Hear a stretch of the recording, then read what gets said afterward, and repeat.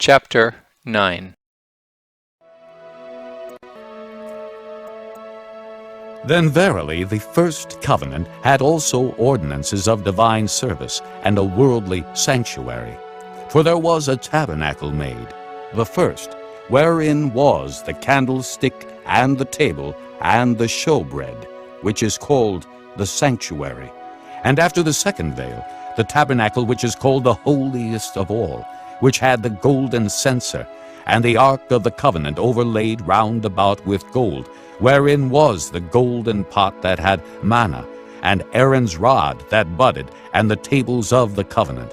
And over it the cherubims of glory shadowing the mercy seat, of which we cannot now speak particularly. Now when these things were thus ordained, the priests went always into the first tabernacle, accomplishing the service of God.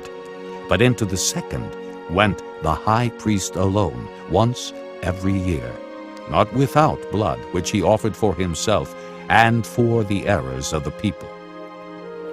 The Holy Ghost this signifying, that the way into the holiest of all was not yet made manifest, while as the first tabernacle was yet standing, which was a figure for the time then present, in which were offered both gifts and sacrifices, that could not make him that did the service perfect, as pertaining to the conscience, which stood only in meats and drinks, and divers washings and carnal ordinances imposed on them until the time of Reformation.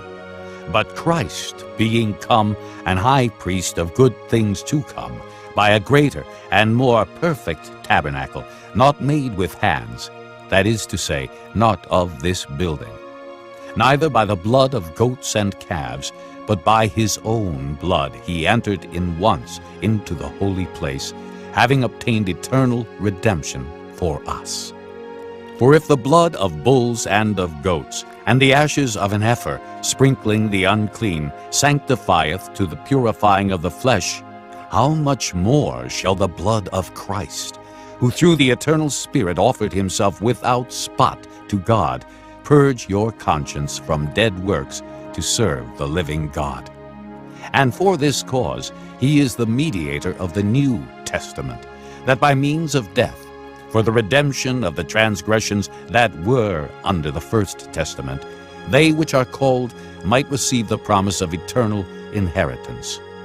For where a testament is, there must also of necessity be the death of the testator. For a testament is of force after men are dead, otherwise it is of no strength at all while the testator liveth. Whereupon neither the first testament was dedicated without blood.